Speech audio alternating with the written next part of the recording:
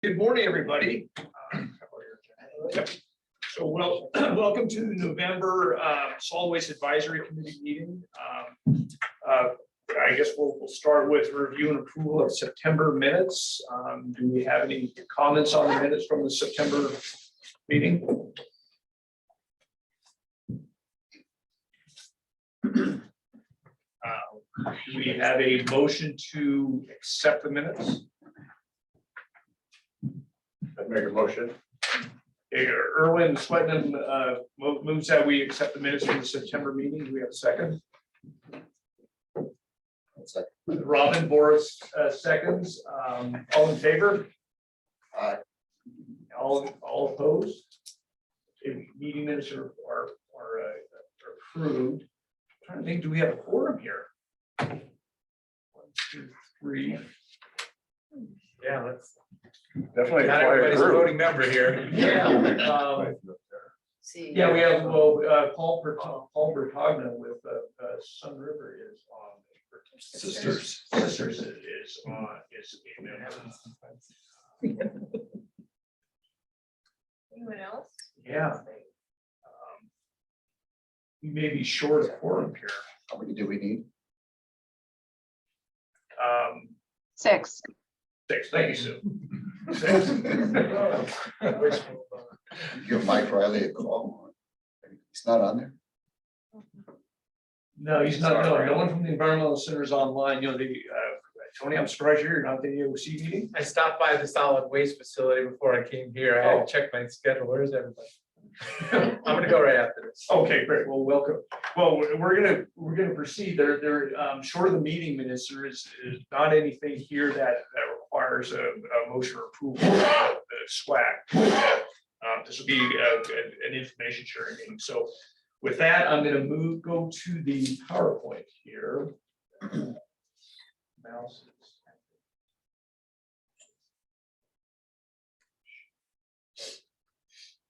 Mouse is really waking up.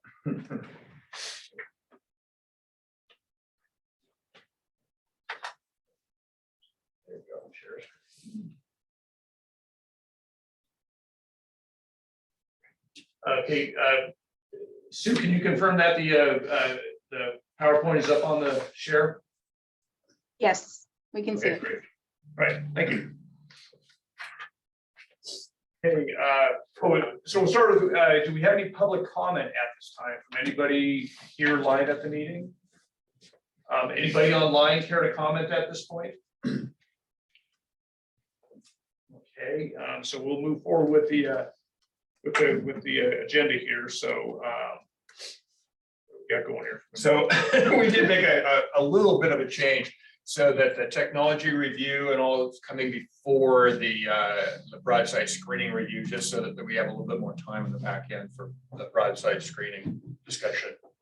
Okay, so number 3 is Tim's in mind. Yeah. So what we wanted to do is give the advisory committee an update on what the solid waste farm is up to as far as diversion efforts coming. Those diversions will impact what happens with a future landfill as far as site life and things like that. So we've been moving forward on a couple things. With the solid waste management plan included an ongoing task that every few years we would review alternate technologies. And earlier this year, we retained GBB, one of the firms that participated in the development of the solid waste management plan.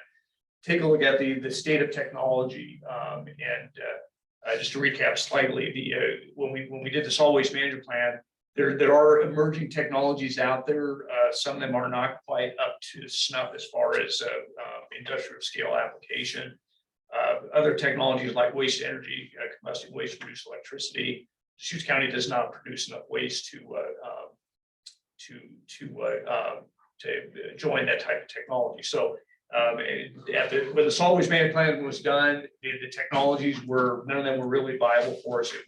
We had a plan to review every few years. So we did conduct a review, and the waste in Deschutes County has broken 200,000 tons a year, and some of the technologies look a little bit more favorable, but we're still not quite there with it. So we will continue to monitor that.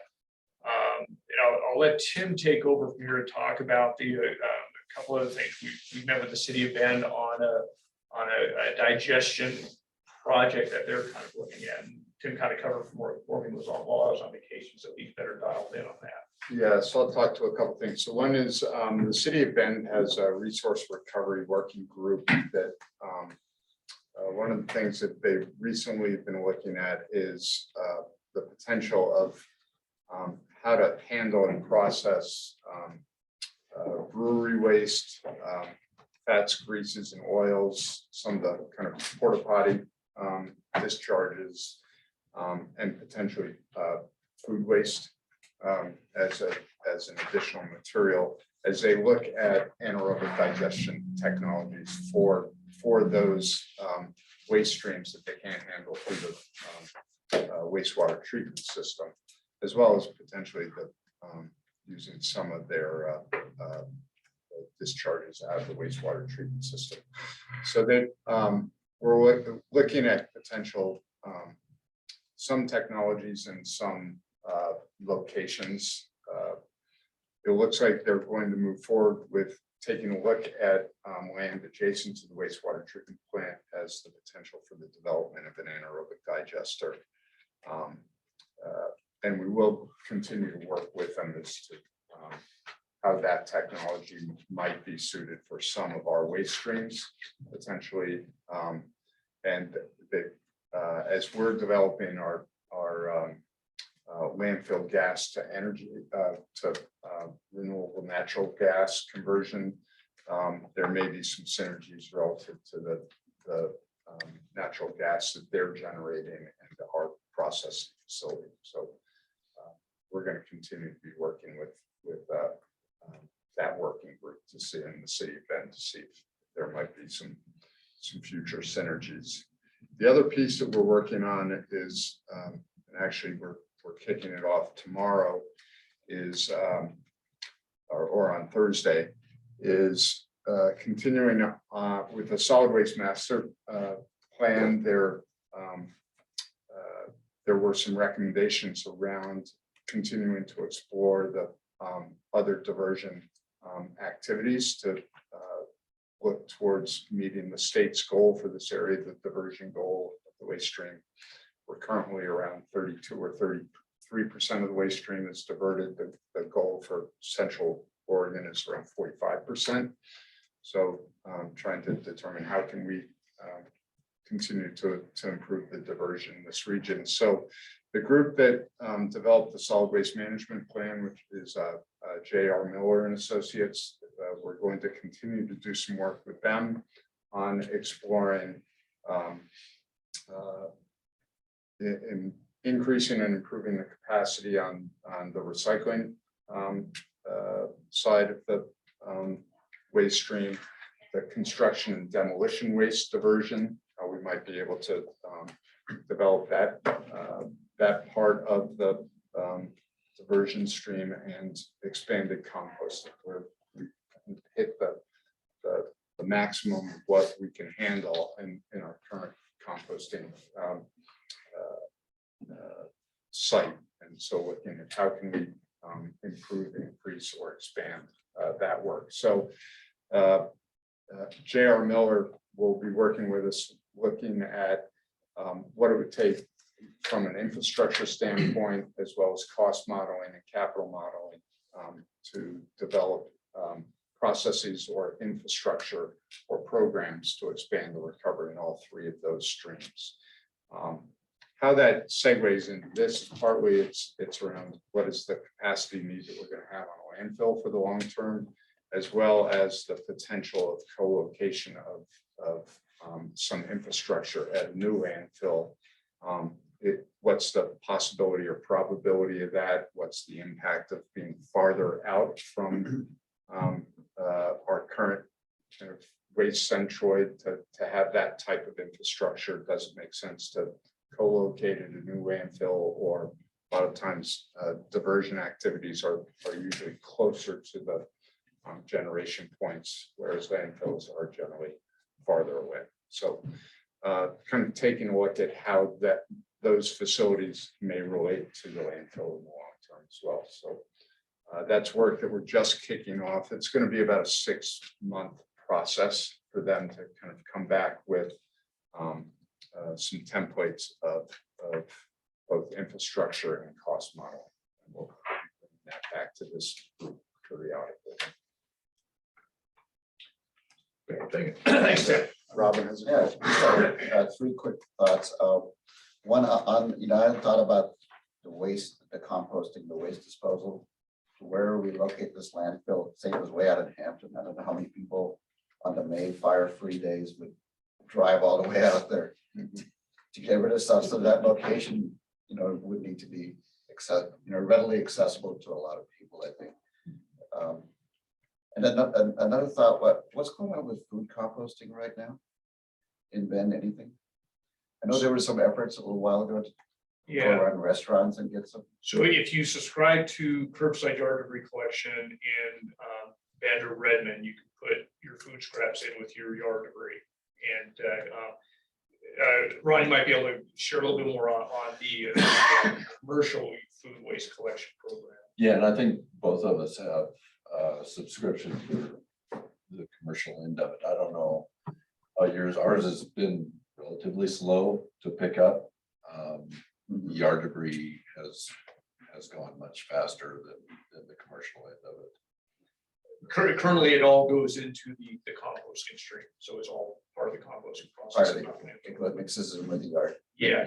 I want to comment, Robin, on your first thoughts on programs like Project Wildfire Fire Free.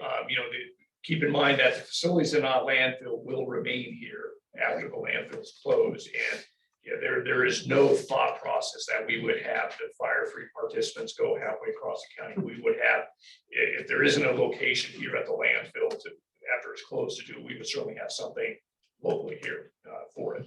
Okay. We are in discussions with the county forester, or the prior forester, the new forester was hired the other day. At some point, and I've been reminding Project Wildfire for a number of years that at some point, not landfill may not be functional for hosting that program. We get 7,000 or 8,000 cars through that program there, and it requires a bit of space. And as the landfill is built to final grade, there's just not going to be a lot of flat room available. And when we do some expansion in our landfill gases, and that may inhibit some of that. But we've got some options in the campus between us and the landfill and the road department. So yeah, there'll be a fire-free program locally here. That's not going to be something that's migrated out to a new facility. And on the food waste, I had a person last night telling me they're having great success with goats eating all the. They'll eat anything. Yeah. Could be an option there. And then on plastics, is there really much control at the state at this level to do anything about it? I mean, it's a national problem that very little gets recycled. But is that more of a bigger picture problem, or can we do something about it? Well, there are a few things. So one is that state has passed the Recycling Modernization Act, and what they're currently looking at is what level of expansion or inclusion in the state is going to have a statewide list of what's accepted in programs, both curbside and recycling depot programs. And the list of plastics that they're looking at is going to be expanded than what's currently collected through the system. So that's one piece. That the name of it is the Pollution Prevention and Recycling Modernization Act. So there is a component of it that is focused on the plastic stream. I don't think that that's going to be the solution to the overall plastics problem. There are going to be producer responsibility organizations that, and it might be one, it might be several that are developed. Part of that is going to be around extended producer responsibility and what are the manufacturers of that plastic waste, what are their responsibilities going to be. The intention is to change design so that people will design for recyclability or design for reuse. I think we'll know more as to how successful is that bill and moving in that direction probably later this decade. It's going to take a while. is there an option at a local level, like can county commissioners pass a tax on unnecessary plastic packaging and things like that? Commissioner, right here. So more taxes?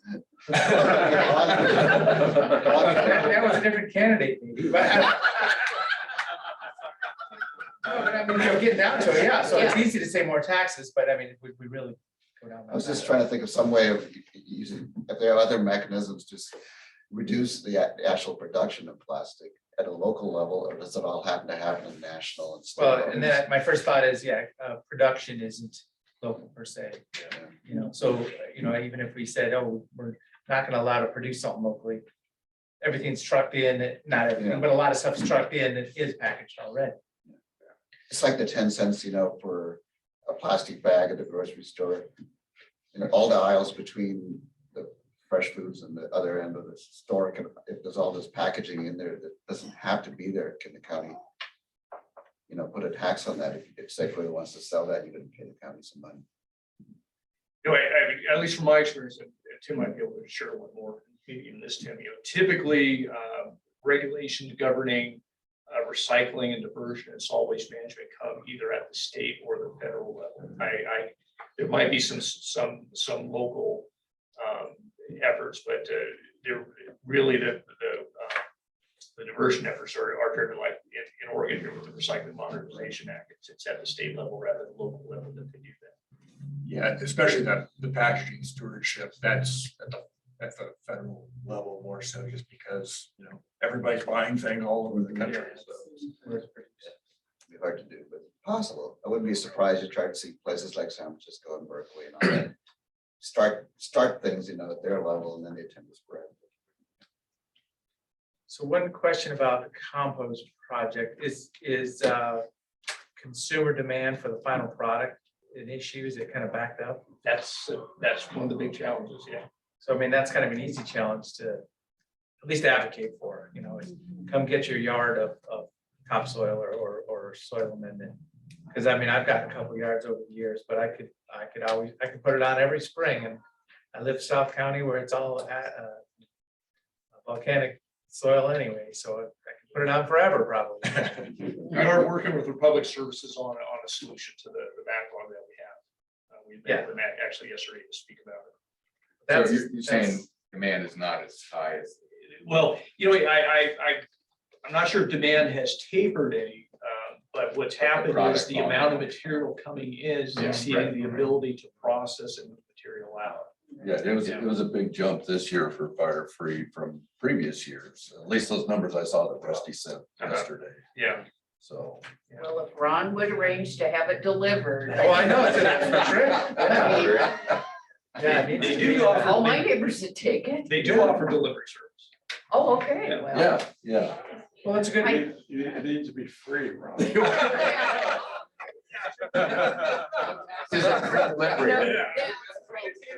It's like no sprawl and no density, right? Yeah. But just getting a culture of consuming that would be. That'll work well. tangible item. Yeah, agreed. Yeah. I mean, programs that have that kind of just understanding of how great the product is. I mean, it just flies off the shelf in those programs. Yeah, so maybe a little marketing around that could be pretty tangible. Yeah. One other area we recognize that's about untapped outlet is the agricultural sector. But the problem is how it's currently set up for delivery. They can't take, the Shoots Recycling can deliver in a 30-yard box or 120-yard walking floor, and they drop a big lump there on the farm. Well, the farm wants it delivered spread. So there's some equipment issues that we're trying to work. We've played with that a little bit. We've tried manure spreaders and different things, and really those what are those trucks called that we were talking about yesterday?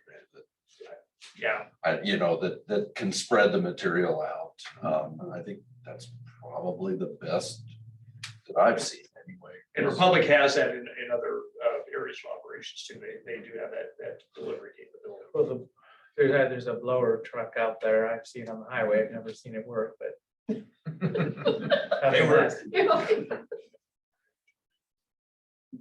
On a similar vein, I'm curious what the demand is for the other recycled products, glass, plastic, cardboard on the tail end. It depends what they ask. Yeah. Okay, Yeah, it's a commodity right now. That commodity is pretty depressed.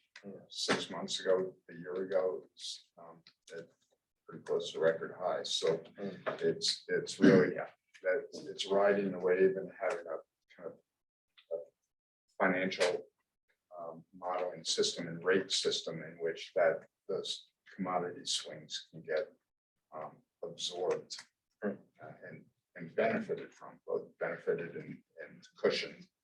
That's the kind of key part to making those systems work well. But they're commodities that have value and have movement. It's just a variable value that's the challenge.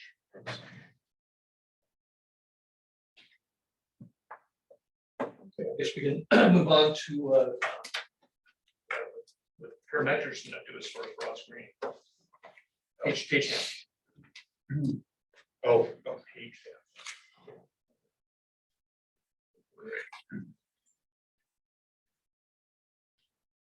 There we go.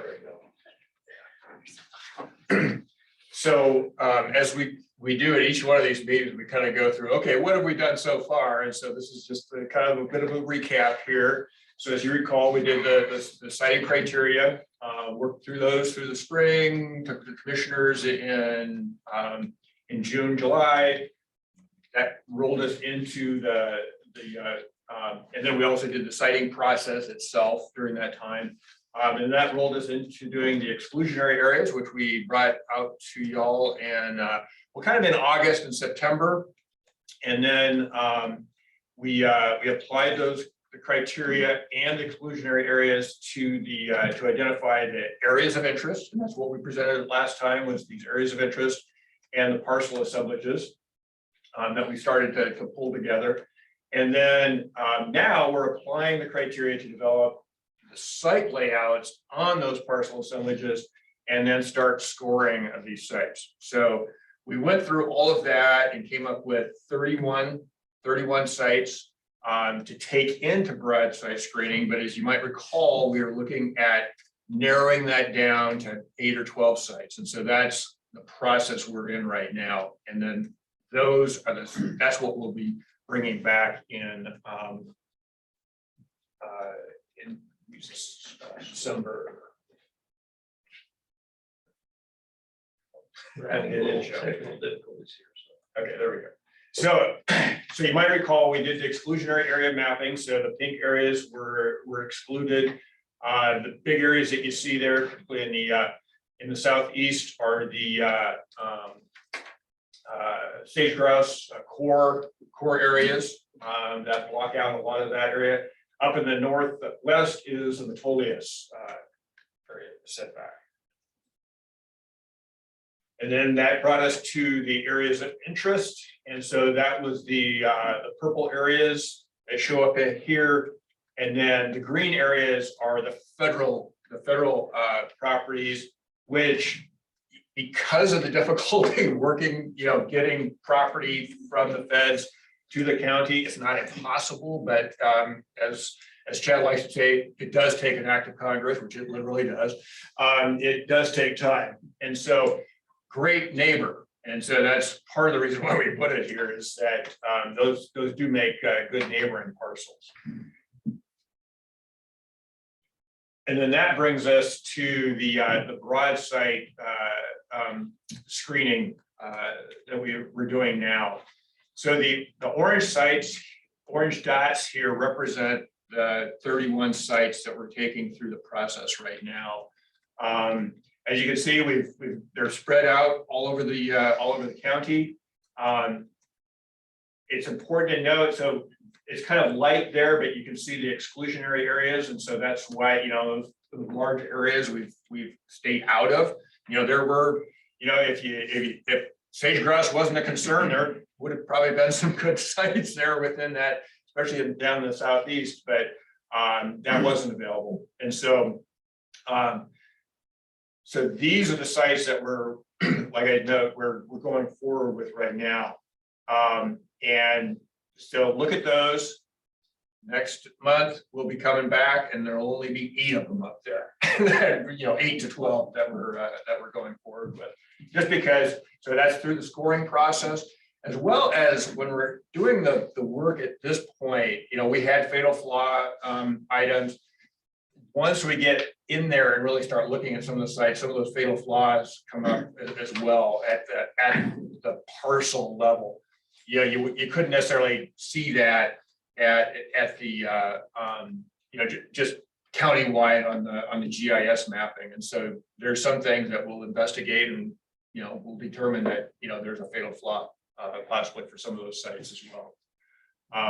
And I'll just note that's particularly down in the southwest, down in South County, pretty high groundwater down there. It doesn't show up in a lot of the GIS layers, but then once you dive in and you start looking at well logs and all that, that's when you really see some of that. Any questions on this to this point? Chad, where is the one out by Sisters located at? To the west of Southwest Transfer Station. Yeah. It is south of Sun River and obviously due west of the Southwest Transfer Station there. Dwight had just said, it's highly likely that those 3 South County sites will drop off as we continue with the screening process. The one site in particular you're asking about is fairly close to the Little Deschutes, so that poses some complications too. So I would suspect those 3 South County sites will fall out due to fatal flaw with groundwater in the area. So we didn't want to identify specific parcels at this stage, but identify just a general location for them. So I don't have any information in front of me, Paul, but I suggest that if this site makes it through the process, which is highly unlikely, we can answer specific questions at next month's meeting on it. Sorry, I was referring to the one southwest of the Northwest Transfer Station out by Sisters. I'm sorry. I was thinking of No, that was my fault. My bad. Yeah, that is the irrigation, irrigation district. Cloverdale. Yeah, Near Cloverdale. Yeah, near Cloverdale, the irrigation district out there owns a fairly large parcel. I believe that's what that one is. Ryan, is that correct? I think it's privately owned. Collection of, the one closest to Sisters is a collection of 3 or 4. Okay, parcels yeah. near Have you Cloverdale. heard Ryan's comment there, Paul? Yeah, yeah, it's thanks a lot. collection of- Yeah, collection of 3 or 4 private property holdings out there. And one thing I'll note at this point, and I think you all can very much appreciate it. We're looking at 31 sites here now. We don't want to get out specific parcels and, raise concerns about, specific parcels until we actually have sites that we're going into, we're going into more detailed and focused evaluation. Just so that, you all as SWAC members and commissioners and others don't have to field questions on sites that aren't going to go any further anyway. And so that's kind of the process we're going through here, and just recognizing that, we're not talking specific parcels today. And that's primarily just so that, we can talk specific parcels next time, but for a lot fewer sites. I just had a question. So I passed on that BLM information. Oh, yes. Generally speaking, through an act of Congress, we can acquire, but Yeah. there's also property that they would be willing to look at for exchange or for Yep. disposition. So I was just curious if you had an opportunity. to Let me do that. address that, because I actually did the groundwork on, so, and I apologize, I meant to include that as a agenda item here. So we did get GIS information from the BLM on the sites that were identified for disposal. I don't remember the exact numbers, but the vast majority of them were either too small or too oddly configured to work for what we're looking at. There was one site in the very, very southeast corner of the county, right? And that site was large enough, but it was we're still waiting to get an interpretation. It was not specifically identified for disposal, but it came up on that GIS as disposal. Had some qualifying language for it, so we'd asked for an interpretation for BLM. So virtually all of them fell out, either being oddly configured too small or in exclusionary zones. That one in the very southeast corner of the county is possible, but it's not outright for disposal. I think it's going to require some additional footwork, and we're still waiting for feedback from BLM on that. And then did that review also include land that they'd be willing to exchange, or was that It- solely just? It disposition? did, so there's 3 layers. I'm trying to remember, it's 1 through 3, and that, One is highly valuable, so location, yeah, inventory, this was then zone 3. exchange. Yeah, so and it's then it's disposition. primarily zone 3 that we want to look at, but zone 2 is areas that they would consider. And so I think typically what we've looked at is, and Ryan, I think we have a couple sites that are adjacent to some zone 2 areas and maybe a zone 3. One even includes, Okay, one side includes, it's zone 2 though. which is Okay. exchange. yeah. So, I mean, it was actually really good to be able to get that information finally, you know, it was. Originally, we were having to look back at our resource plans from like 34 years ago. And now we finally got the actual GIS layers, and so that actually is part of what we're reviewing now. Yeah. Just based on my experience with the federal government, we averaged about 10 years on exchanges and acquiring property. And even when we acquired property down in Lapine, it took several years to put it all together. So if you've got 10 to 20 years, you have a good chance of getting it. But boy, they're really difficult to deal with. Have they gotten any better? There's a lot of complications. So if we use that site in the very southeast of the county as an example, before they would entertain something with us, we have to procure the secure right of way to that property. And it's pretty far off of Highway 20 there. Yeah, so that's just one example of hoops you got to run through to be able to garner that.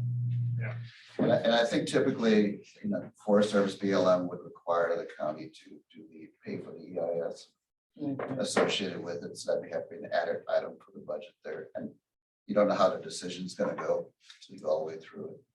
I believe the disposal sites have been through NEPA. The category 3 sites. Category 3. Yeah, but not the category 2 sites. Yeah. And then, you know, a number of those sites, I know that's not precise right now, appear to be around the city of Bend, and I don't know Redmond or not, or Lapine. I don't know how that's gonna sit with future urban growth boundaries. I mean, it might be right outside the present urban growth boundary, but the way Bend is growing, would it make sense to be a certain distance away from a likely future boundary? You know, that's a scoring opportunity, you know, how far out. At the same time, we heard a lot of feedback about not being too far out. Right. And so, you know, there's that kind of happy medium there. So, yeah. And if you want, I have some, I guess, feedback for you guys from a wildlife sage grouse perspective. I can give you if you want. I talked to a few people about general locations. I can point at the map what I heard. Okay. But well, from a general wildlife standpoint, almost all those sites are in mule deer habitat. And so I'd recommend talking with an ODFW, you know, wildlife biologist about the mule deer aspects to see which ones are more important than other ones. I think there'll be conflicts there. But on sage grouse, there's 2 problems. One is the actual loss of habitat when you put the landfill. The second is the landfill is an attractant for predators, ravens, eagles, other raptors, and they come from miles and miles. So the actual area of concern is much bigger than just the core habitat spots. I think this will be a huge fight with Fish and Wildlife Service and ODFW and anybody favoring sage grouse over there. And like I met at the last meeting, I always eat those, the drive out there too, going that far. And these ones this is more degraded sage grouse habitat, but it's still there's still a possibility for restoration in there, and is still concerned with all the predators coming in. And the folks that I spoke with still feel that any of those would be a bad idea. They would just do the analysis up there from a wildlife standpoint. And then you think about looking at the ice on the roads and all that, you mentioned the problem with the groundwater, is still lava views is a big problem. Just personally thinking about it. If you're gonna be going a lot of trucks up and down and then my transportation hat from being on those committees, Highway 97 is a nightmare. I would think that you wouldn't want a landfill that's dependent possibly on having to use 97 as the main access, up or down. You know, ideally, you'd have a landfill located where there'd be more than one good road to get to it. When you have to go to that mall, or increasing the traffic in that mall area to the north would be a problem too.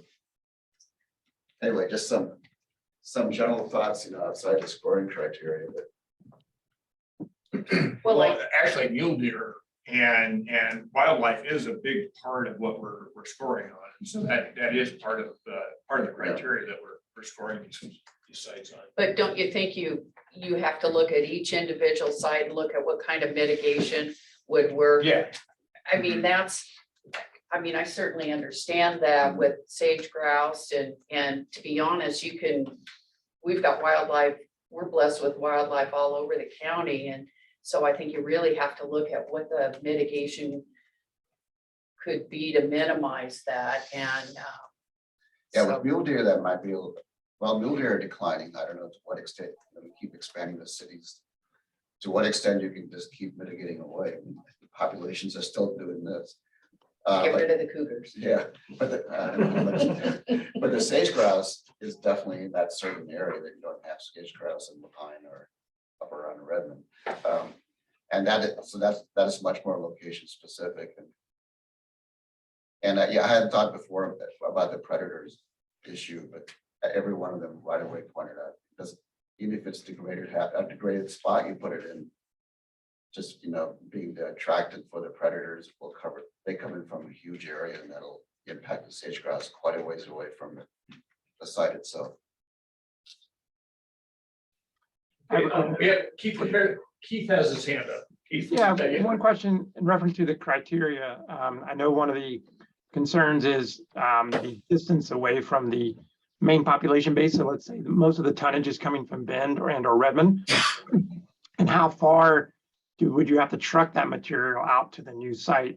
I know that comes into play pretty significantly. So some of these sites like out in Hampton and further out, are those still realistic based on the cost of having to transfer back and forth and the fuel cost and maintenance cost of those trucks? you can.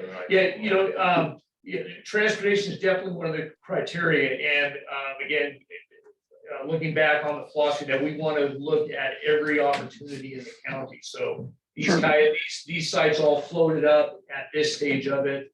I suppose a similar comment to what I had about the South County sites, and I don't want to jump ahead of what Parametric is doing. I think a lot of those sites out to the east will probably fall off because of that transportation challenge. Right. It'll be reflected in what the scoring looks like for the sites that are closer to the urban areas of the county.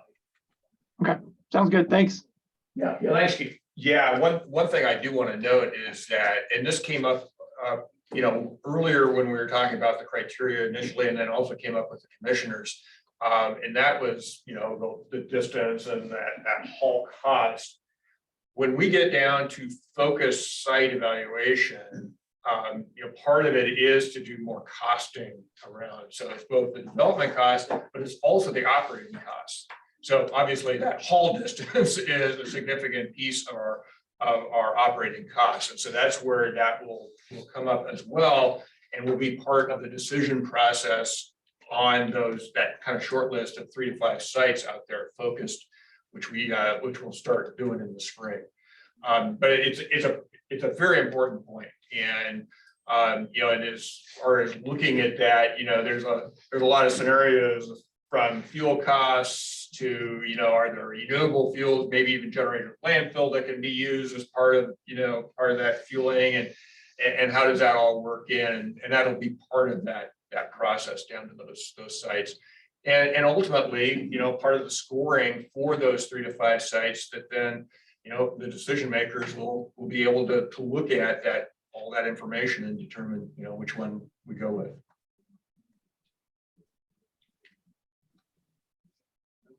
So one of the intents we had here was to show the community that the progress we're having. The first map we produced with potential sites had just large polygons identified on it. And as we go through the process, these have floated to the top. And next month is when we'll get to that short list of the broad site screening sites and then get onto the focus process. So this is, I think Tim may have. oh, yeah, Just we have, I think, 3 sites where the landowners approached us and said we want our parcels to be considered. I believe that all 3 of those are still in that list of 31 that we have. Yes. But I think we should think about how we deal with those as they drop off. Obviously, there's only been 1 landfill site picked, so at least 2 of those 3 are gonna be disappointed, and how we approach them and notify them, that they're no longer under consideration, and having that justification for why they're no longer under consideration is gonna be important. One of the things that I'm not sure we mentioned, so before our December meeting, we are going to reach out to adjacent landowners and landowners of sites that are available to let them know they're on this list. And some of them may say, we don't want anything to do with it. That by default, those will drop off the process too. Looking at the Roth property in particular, they called me a couple of times since you've retired asking about the process here. So yeah, certainly we're going to want to communicate back those groups that have expressed interest in participating with us on this. So there's gonna be preliminary discussions. Oh. At least with those 8 to 12. Absolutely, yeah. We're gonna reach out to them. Because in that in December, we'll actually be showing parcels. Yeah. Ready to say something. Yes. Yeah, we didn't want You to. don't want to read about it or. Yeah. Daily news. No. Yeah. Also, just the economics in the management plan, when we developed that, should we do a landfill or should we do something else? The assumption was that a new landfill in the county would be 30 miles out. So all the numbers that were put together, to justify a new landfill were based on that 30 miles. Obviously, Hampton is twice that or more, so, and then obviously there's sites that are much closer too. So all part of the scoring, basically, Yep. And I think that's important that we do it based on hard scoring as opposed to, and we didn't think it was a good idea to be going out there, that's not gonna fly. and the actual costing of these, when we do the capital and operating costs, that's somewhat outside the criteria. It's additional information that will be part of the evaluation process. Because it's not something we could differentiate sites on at this level, at broad, or even at the focus down to that short list. So just to kind of give you a little bit more background of what we're doing here. So on the screening, so we're using the parcel level information. So we do have parcels, we're looking at it at that level. So we know zoning at the parcel level and everything else at the parcel level that's out there. Parcel size, so we have some minimums and kind of maximum. If a site looked good, even if it's really big, we still considered a part of that.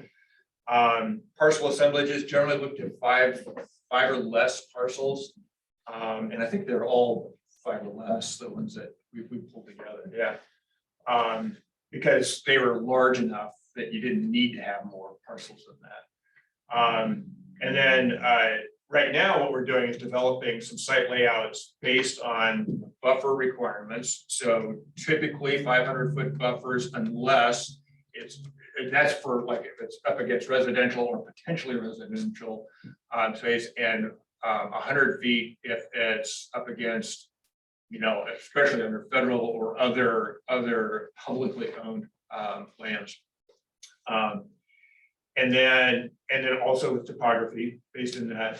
And then also the site layout being outside exclusionary areas. So I think you may recall, we didn't necessarily want to have exclusionary areas knock out a whole parcel. If it's a big parcel and, like only 10% of it is steep slopes or something like that, that would otherwise have knocked it out. And so we wanted to make sure that, we were still considering those sites.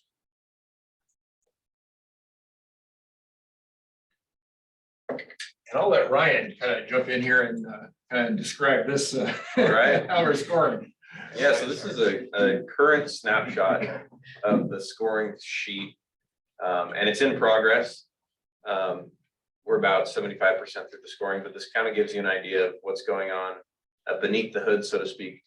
And on the left, lightly in gray, there's assignments. So the criteria is assigned to this kind of specialists in their field, consultants, landfill engineer, environmental scientists, land use planners, hydrogeologists, et cetera. And so they're analyzing each site against the criteria that they also prepared earlier in this process and scoring them according to those tables that you may remember seeing, along with notes to just describe what they found in relation to that criteria and to provide some justification evidence for it, for that determination.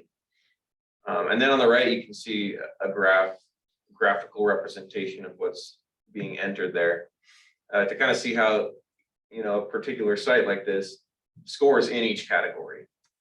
And those are weighted, according to the memo with criteria, and then subcategories weighted then into the categories 3, which are the 3 that you see there. And so you can see from this how a certain site might perform very well with regard to natural environment categories, but maybe not quite so well with land use or site characteristics and engineering. So you can kind of see the trade-off that different sites will have. And then with the next slide, you can see a summary of all the sites in combination and in comparison, see how overall certain sites perform better than others. And we did a stacked bar chart here to show kind of the component criteria that play into that and add into the total score. And so I think this will be a main tool that we use to kind of identify some of the leading 8 to 12 sites through this process. So recognize that on that sheet prior to this, we're gonna have one of those sheets and all the backup data for every one of these 31 sites. So it's all, and every one of the experts is gonna have their data input and all of that. So it ends up being a pretty solid book of work that goes into this. And then ultimately it's kind of a summary sheet like this, which gives a visual representation of, particularly the different categories, natural environment, engineering, and land use. And then, how various sites, score on that. So we hope that it'll be a good representation for all of you to be able to see, how do these sites score, that, maybe those sites that are way out there, all of a sudden those are showing a little bit lower scores, particularly on the engineering and land use, because of this distance from waste centroid, as well as the cost to develop a site like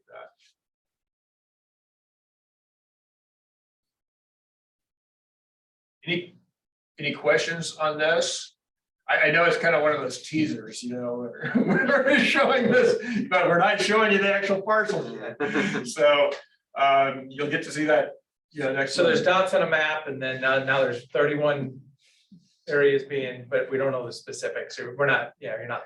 Yeah, and that's really out of respect for all the people who either own or neighbors to those properties, just so that, we kind of work through this before we get down to that, that next level. And then 8 to 12 next, sorry. Yeah. How will property owners be able to submit information?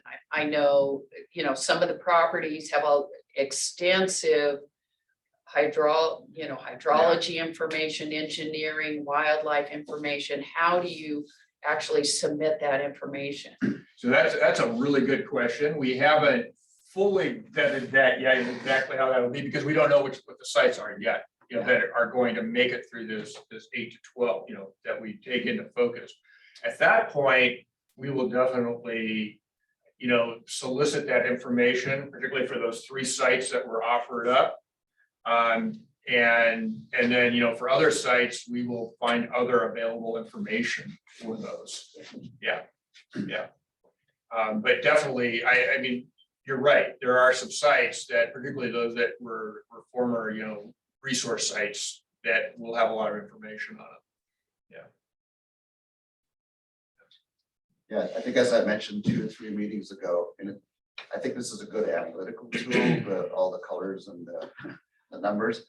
But I'm still not sold that all those numbers, all those weighting factors are exactly right. I mean, there's so many of them. To me, that still might be some really broad considerations that will just eliminate a site or really favor it, that may not come out in all the numbers. An example that would be South County sites with shallow groundwater. Might have mentioned as we start going through, going deeper into the screening and scoring process, some of these things that were not identified as fatal flaws during the fatal flaw analysis will become fatal flaws for those sites. Yeah. And another example might be those sites out towards Hampton. Doing a 60-mile haul does not make a lot of sense, but again, we wanted to take a look at every opportunity we had within the county. Yeah, I mean, when you look at the entire county and you look at parcels and the size of parcels and all of that, it could have been 100+ sites. But once we boiled it down at this level, we came down to 31 sites. And then recognizing that, we're going through this process to boil that down to the 8 to 12, you still have enough sites that you're probably picking up the ones that are the best in that, as well as those that are kind of on the fence, and that, that kind of will play out a little bit more, Robin, as we get more information on those sites. Am I right to interpret that the blue up there suggests that those seems to be generally lower scores, that land use is the bigger obstacle in some respects on every site across the whole mix? Just the scores are the smallest. Right. Speaking, just looking at it visually without. And I don't have I'm trying to remember exactly how the scores, how our weightings are for land use versus. Yeah, I just can't quite say it. Like some weighting. Yeah, there is a lower weighting associated with it. Yeah, so land use is 30% of the aggregate score, natural environment is 35. And then And then it'd be 35 again. Yeah. Also, we are in process, and so Yeah. some of those criteria haven't been Yeah, entered. So scores are still gonna. Yeah. yeah, that's very preliminary. We kind of wanted to just show you how we're going to present it.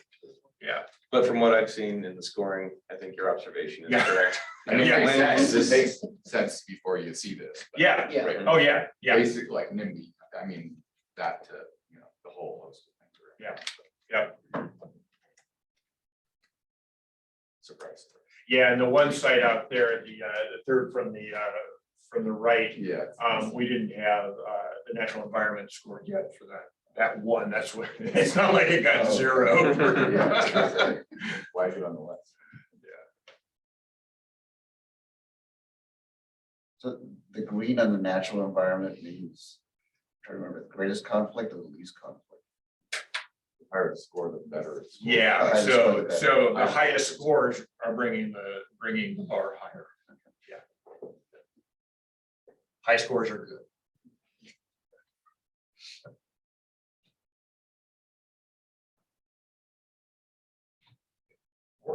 Any other questions? So that kind of indicates that you look at all those sites there. For most of them, the natural environment is scoring higher than anything else. Higher scores in natural environment than in engineering. So remember that on the exclusionary side, that knocked out a lot of natural resource areas. I mean, that natural resources was one of the big areas of screening out, especially with sage grouse. And as well as, all the federal lands to the west and the like. So what we were left with was sites that were not going to fall into into a question, as much of a questionable area for natural resources as, for some of these other areas. Essentially pre-screened for. Yeah, natural environment yeah. Issues. So all the low score environmental issue sites dropped out. Yeah. But the scoring criteria, as you just pointed out, 35, 35, and 30 is the way. Yeah. Ideal scoring, that's the weighting, right? Yeah, and recognizing this, we haven't scored everything yet. And so this is a work in progress score sheet. Yeah. Like, for example, I don't think we've gotten through soils yet. Yeah. To analyze. Yeah. Down there, and so that's a component of the yellow Yeah. site characteristics of an engineering bar, which is just a 0 for most sites at the moment. Yeah. And actually that reminds me, so one of the things that we've done, and I remember telling you all this before, and I remember telling the commissioners too, that, there's a certain amount of tweaking we might have to do to the criteria as we actually start applying it. And soils was a good thing, because the soils information that we had wasn't quite as detailed, and you might want to speak to that, Ryan, as we wanted it to be. Not quite as deep, in particular, the NRCS soils layers. Yeah.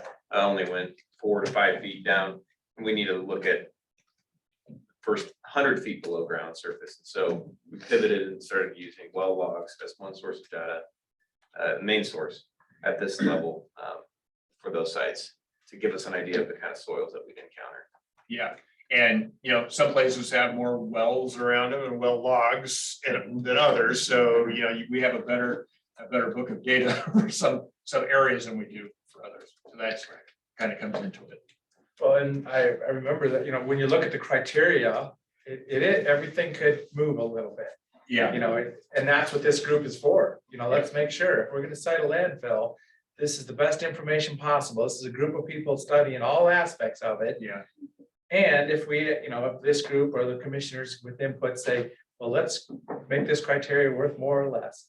Yeah. It's not wrong. It's just, let's do it in the open, That's right. And that's why there are advisory groups, and that's why there are decision makers at the commissioner's level to make the ultimate decisions on this stuff. We're pulling the information forward, and I do want to note that when we look at the criteria and we're doing tweaks to the criteria, it in no way is to finagle scores for a site. What it is to ensure that we can provide a good evaluation of that criteria for that score. Another example is on cultural resources. We had in there, cultural resources on the site or not. Well, the thing is that some areas have had past studies, or at least some preliminary evaluation of cultural resources, whereas others have had nothing. And so we were giving both of those the same score. Whereas, if that there is nothing there based upon prior survey, that should have a higher score than one that, we're just, oh, well, nothing's identified, so it must be all right. And so we wanted to make sure that was added to the scoring. And so that's one of the things you'll see in this level of scoring. Chad, you have a chat up there? Oh. Might be somebody recently. Okay. Yeah. Oh. Just looking at the colors over there, it seems like, I don't know if the scoring is, I think it would take some subjective criteria to get it down to 10 to 12. Because blue bars there's a couple that are smaller on the land use, for example. Most of them are pretty similar. The green bars, there's a few that are shorter. Yellow bars, the engineering side, is 3, and you haven't done the soils yet, but 3 or 4 that are shorter, but the rest are all pretty similar.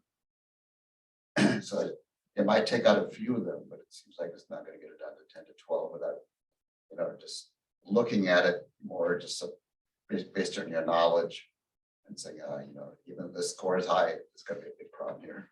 Yeah, and there is that, I mean, we pull everything in, we have all the backup notes and backup information, and then it really is to evaluate that. And, and it may come down to a land use issue, for instance, and what is it really gonna take to maybe jump through the hoops for land use on this site versus this site? And, that could change how those are looked at.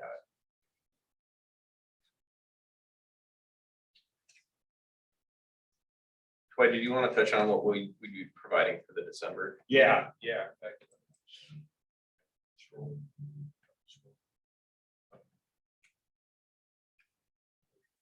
And actually, this is the communications plan update, and I'll have Susanna speak to it, but partly what we're doing, so this next meeting, we will have it down to, we're looking at 8 to 12 sites. I think the engineering aspects will probably come into play a fair amount on those, and aesthetics and things like that. And those are some of the little bit less tangible items until you really get in there and take a look at them and how those score out. But just to say, we'll have 8 to 12 sites that we're pulling forward for next month. And we will have a presentation on those sites and go through each site with you. And as we noted, we are going to have communications out to those site owners and neighbors prior to that meeting, so that they know that that those sites are being considered at this level.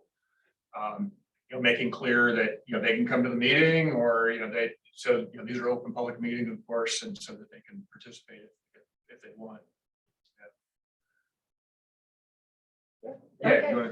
Yeah, so just a quick update on communications outreach.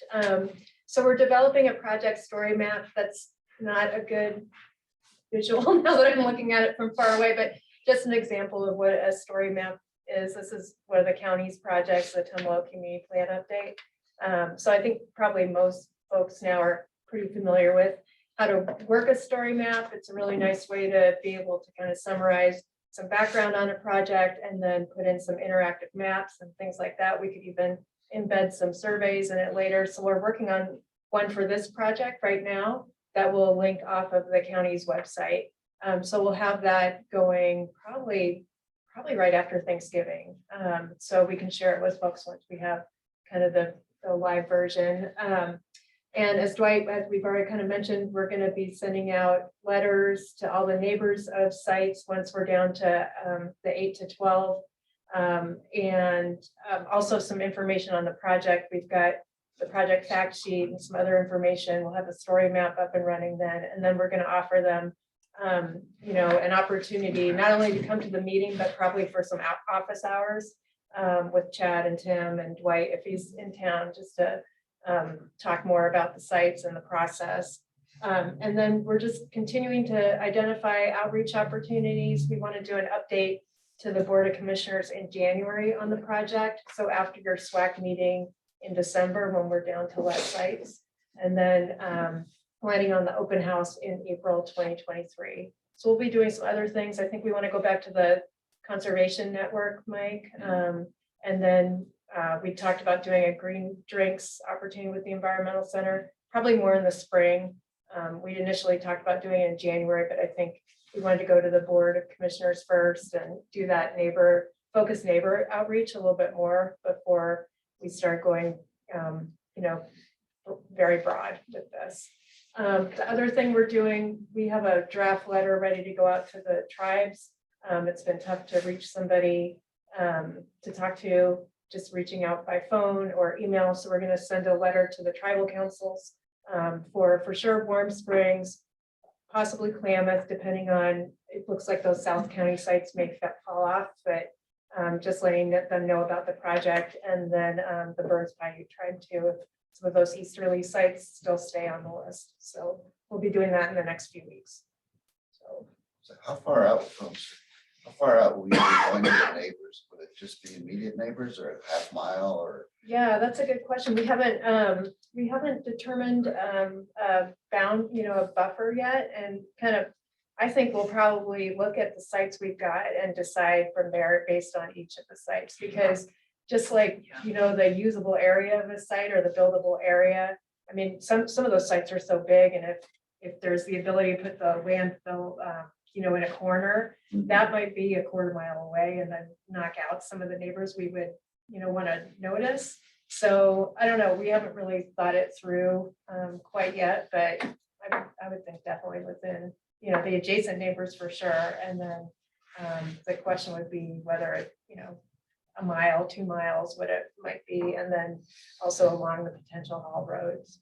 Yeah, that for might example, come later. not landfill, the complaints or comments, how far away do they come from in terms of neighbors? Yeah. Quarter mile. Depends if it's raining or not. Right, I mean, that's what we learned, right after a strong rain, it'll smell and then it'll go in some direction, yeah. That one is- Probably a quarter mile, maybe a half at maximum is where we had historically had complaints, but big changes that were done with composting in particular over the years and the development of a landfill gas system at the facility kind of complaints way down. In fact, we have to report complaints to DEQ, and in 2021, 2020, we had no complaints the entire year. Wow. Yeah. That's great. So I would say at least a quarter. My thought is at least a quarter, maybe a half. Well, Yeah. what is the typical county noticing, like for land use action? Feet. Yeah, Quarter mile. 500 feet, 750, Okay. it's not enough for And it- not for a landfill. Yeah. And in the rural, the parcels are larger, so it's usually Exactly. just the ones touching it. Yeah. Because then we get the call from the next property over saying, why didn't you notify me? Well, because you're past. the And I know for like permit renewals through the DEQ, it's adjacent property owners only. Yeah. It's supposed to be evaluated from the site or from the property, the parcel itself. It's the parcel, yeah. So Yeah, so the landfill's actually on a fairly large parcel. But the number of neighbors is actually relatively small and on a different scale. So when we do blasting at the landfill, our conditional use permit requires a half mile notice. And when we're on the south parcel, the half mile did not include, maybe include 80 or 90 people. But when we migrated north onto the larger parcel, we're capturing some of the farm district residents here. I think there's 200 or 300 on the list of notification for blasting operations. So it really depends on the lay of the land for a particular site. And when did you say the public, will there be more or real opportunity for public response on the 8 to 12? And then on the 1 to 3, Well- on the final 3, what would be the approximate months that you're looking at? Well, we're, I don't know if you want. Yeah, well, I think the main thing is to let the property owners know the neighboring properties first and see how that goes. With the 8 to 12 sites or whatever we're landing with in December, but prior to that December meeting, and everything's gonna be public, everything is public, so. And then, once we're down to nearing the 3 to 5 sites and the finalized sites, do more of open house type stuff. Okay. Yeah. And so that open house is at the short list of 3 to 5 sites. Okay, but you're not gonna do anything on the 8 to 12. So we do have an interested parties list and they receive invitations to all of these meetings here. And we look for that input at each meeting, and we have had very little, if any, if I recall, at meetings to date. And maybe that interest will peak as we start identifying specific parcels. Yeah, as far as the formal, like a formal public. Data map goes out. So like for a formal public comment period, that will be through the more formal process of land use authorizations and permitting and things like that. But we're trying to solicit comments and input at this stage. And correct me if I'm wrong, but I think on the webpage for this, people can indicate if they're an interested party and get on the mailing list. Yes. So if you're aware of people who you think want to be notified, then direct them to the webpage, they can sign up and be part of the noticing process. And then the open house for the 3 to 5 would be So what month? Oh, pardon. April, March or Oh, it's April. right there. Yeah, Oh, I'm sorry. we're planning on the March SWAC meeting, having those finalist sites. And then doing an open house after that. Yeah, and I mean, I don't think it's gonna be the type of thing like pick your favorite site or any, it's a Right. much more of a technical analysis at that point. I mean, the whole thing is pretty technical, so I don't think we're gonna be asking like, what's your favorite site? What's your least favorite Right. site? Things like, it's more informational probably. Yeah, And then the county commissioner decision, when would that be? What was it? well, that's a good question. So the current scope of work with parametrics goes through getting to those 3 sites. And then the next phase will be, use the cliche, boots on the ground. Once we get to those 3 sites and we go to the next phase of the project, we're gonna be taking a detailed look at each of those 3 candidate sites. There's gonna be field work involved, drilling and, subsurface investigations, things like that. So that process, we anticipate, when we talked about it yesterday, through into next fall. And then at that point, we will have kind of final scoring on those sites, which will include conceptual level costing, both operations costs as well as capital costs, and then also the scoring against criteria. And so that will be kind of that book of work that will allow for an informed decision by the county commissioners. Early 2024, someone. Yeah, late 23. And then the actual construction would be like 5 years later or something. Well, we've got to get to the permitting land. Yeah. Yeah. So for the COCN meeting, Yeah. I'm assuming that's gonna happen on the 8 to 12. The 8 to 12, sure, yeah, we could do that. I think we'd want to go to the Board of Commissioners first. So Yeah, whenever that's, that if is you're in gonna do the, January, yeah, I'm talking to the property owners, I understand that, but I just think Yeah. you're gonna build better, yeah, not support, but just a better working relationship. You kind of get people in there sooner rather than later. yeah, And that's essentially what we said we would do was, before we get all the way to the 3 sites, that there's some level. for Yeah. People to just give whatever. yeah, And to explain where we are and why. Right. out there.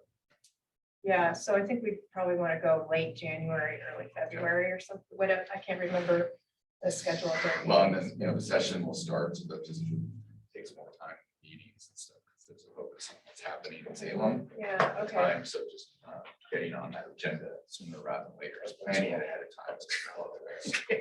So you and I should be talking about that in December, okay, yeah.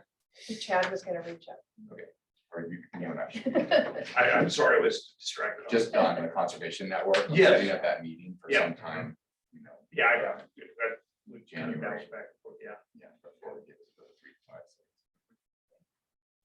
So Dwight, I just had a question. So when it's narrowed down to those 3-ish sites, Mhm. do you see like a letter of intent or something, or a letter of interest going out to those property owners? Just, I'm thinking about like one site's gonna maybe be way more easily, able to acquire versus another site. So just thinking about that process before like the due diligence starts, like how do you kind of see that framework for that? Yeah, I mean, Right. Yes, working with y'all to kind of figure out what is best, because it'll definitely depend on the ownership of those sites. Because if they're, in fact, some of the the sites where the landowner has come to, Right, offer, yeah. that's obviously much different from even another public agency site. So, just making sure that, we kind of base that upon what that. And I think it'd be good to go through a strategy, just depending if it is a private site and how, what our method's gonna be for that. Yeah.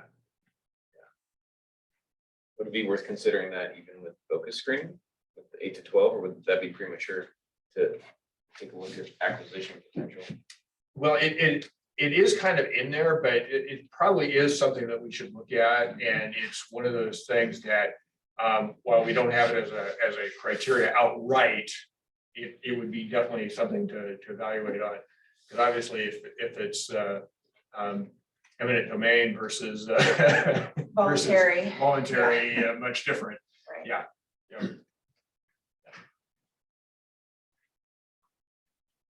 You know, Oh, go ahead. I do think it's always important to say to the community when you do this, because Tony will attest to this, the phone is gonna start ringing from neighbors and from properties that they're not gonna condemn the property.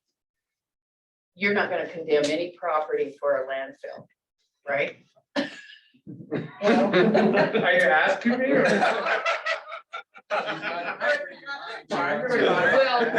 Well, and I just That say would be a that. harder path. Yeah, I'm just saying that the county wants to work with people that want to participate. This is not something that they're gonna go out and say, well, you're the best property for the landfill. So we're gonna take it. I mean, people don't like that. Well, so remember, I mean, the big picture is this would be, you know, very influential, or not influential, but historic if we can do this. I mean, this is Oh, a yeah, challenge right. that we're trying to do in Deschutes County for the purpose of not putting all those trucks on the road for the rest of time. Yeah. I mean, it's the group goal, I think, so. But no, I hadn't thought anything about condemning property. Well, I think people need to know that that's not your goal here, is you're trying to work with sites out there. Yeah. And so people shouldn't fear that that's what you're gonna Somebody do. take some- Yeah, you're not gonna go take somebody's property for a landfill. I would imagine it'd have to be an extremely attractive site to ask the board to do something like that. Yeah. Yeah. I don't think you have that kind of attractive sites. I think we have enough quality potential sites I think so where you too. wouldn't have, I can see where suddenly, this thing is the jewel and there isn't anything close to it as far as desirability. But that might, suggest maybe we get aggressive, but looking at what we have here, all the sites, and I don't see that, being a threat. That's good. Had to be said though. Thanks for bringing that up. Yeah.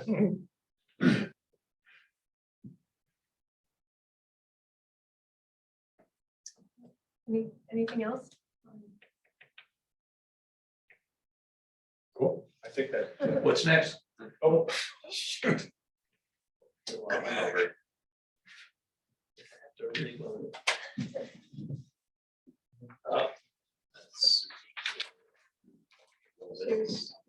I know, yeah. So we lost the last, we lost the last. Yeah.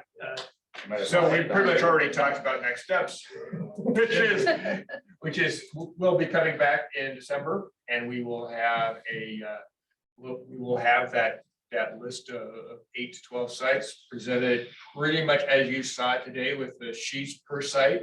We'll walk through the sites and the neighbors will be noticed on a month beforehand. And so my guess is that we'll probably have quorum and we'll probably have additional people here. And no, when you say notice, you're gonna reach out to them. You're not just gonna send them a letter saying, No, we're. right, reaching there's out. gonna be a little bit more Yeah. Yeah. softer than that. Because that meeting will be,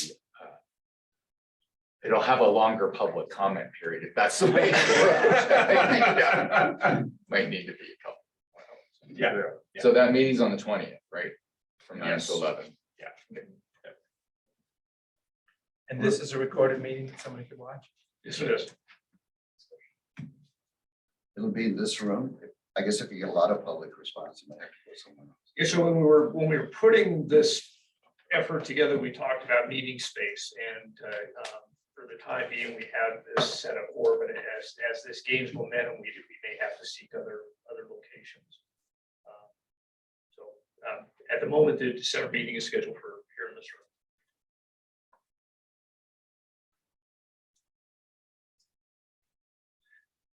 So if there's no other questions, motion to close the meeting from somebody? Chad, Sue? Can we revisit approving the minutes now that we have a quorum? Oh, sure. Yeah, we do have a form now. Now that Mike Feather's set the scale. So we have a motion to approve the minutes from the September SWAC meeting. So move. Mike Riley moves, second. Robin seconds. All in favor?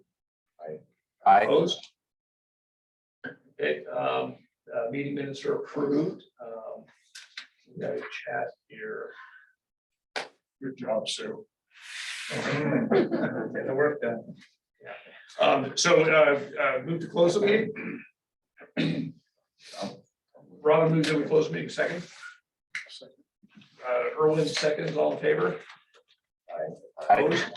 Okay, meeting is adjourned. Thank you very much for attending. Yeah, thanks, everyone. Hey. Down land, okay. Yeah.